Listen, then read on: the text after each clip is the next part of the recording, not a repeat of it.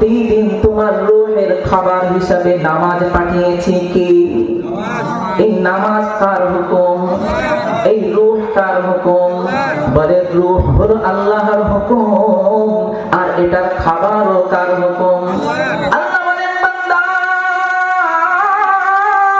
তোমার রূহকে যদি তুমি সুস্থ রাখতে চাও, তোমার রূহকে যদি তুমি রোগ থেকে মুক্ত রাখতে চাও, তাহলে তুমি প্রতিদিন 5 ওয়াক্ত নামাজ সময় মতো আদায় করো। তাহলে যারা রূহকে সুস্থ রাখতে চায় প্রতিদিন 5 ওয়াক্ত নামাজ পড়তে হবে কি হবে না? যদি নামাজ না পড়ে তাহলে কিন্তু আমার জায়গা হবে জাহান্নাম। কোথায়?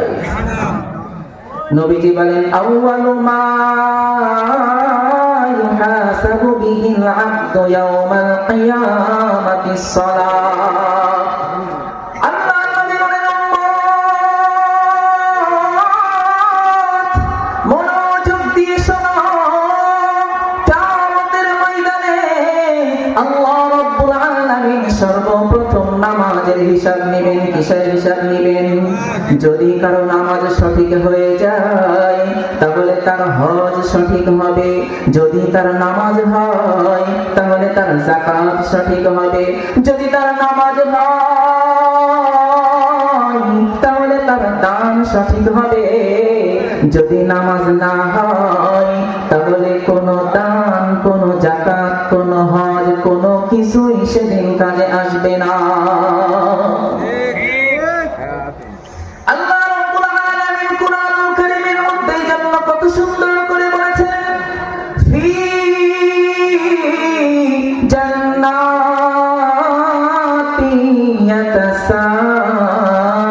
ইয়াতাসাআলুন আনিল মুজরিমিন মা সালাকাকুম ফি সাকার। আল্লাহ রাব্বুল আলামিন বলেন, বান্দা, কিয়ামতের ময়দানে তোমাদের ভিতরে কিন্তু এই আফসোস তৈরি হবে। আমি তোমাদেরকে জানিয়ে দিলাম, আগেই জানিয়ে দিলাম। কি জানিয়ে দিলেন? আল্লাহ রাব্বুল আলামিন বলেন, যারা জান্নাতে যাবে এই জান্নাতীরা জাহান্নামীদেরকে ডাকবেন। কাদেরকে ডাকবেন? জাহান্নামীদেরকে দেখবেন, দেখে দেখে বলবে, বন্ধু, একই সাথে ফুটবল খেলেছি, একই দোকানে বসে চা খেয়েছি, একই রাস্তা দিয়ে হেঁটেছি রে বন্ধু,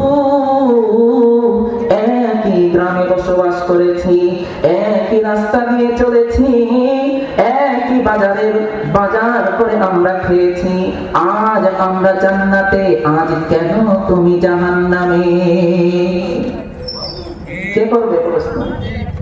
জান্নাতীরা জাহান্নামীদেরকে প্রশ্ন করবে যে, বন্ধু, আমরা তো একই গ্রামে, একই দেশে বসবাস করেছি, একই এলাকাতে চলেছি, তো একই এলাকাতে চলার পরে তুমি কেন জাহান্নামী, আমি কেন জান্নাতি? কি কারণে তুমি জাহান্নামে এসেছো?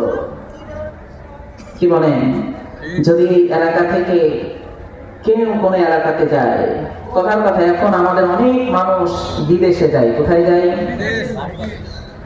তো এখন কোন গরিব ফ্যামিলির ছেলে যদি দেখে, কিরে, এই এলাকার ডাক্তারের ছেলে, এই এলাকার মাস্টারের ছেলে, এই এলাকার একজন কোটিপতির ছেলে, সে আজকে, আমিও যেখানে থাকি, আজকে সেও এখানে এসে লিভারের কাজ করে, তখন তার মনের ভিতরে প্রশ্ন আসবে কিনা, কিরে দোস্ত, তোমার বাবার তো কত কোটি কোটি টাকা আছে, আমি নয় গরিব মানুষের ছেলে, আমি এখানে এসেছি, তুমি কেন এসেছো? প্রশ্ন করবে কিনা?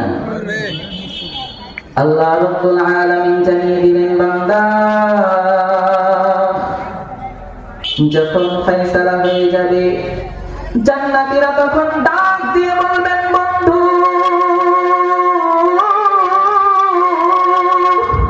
এমন কি অপরাধ তুমি করেছো যার কারণে তুমি জেলের ভিতরে আবদ্ধ, যার কারণে তুমি জেলখানায় এসেছো? কেন কেন? ওই বন্ধু তখন জবাব দিবে,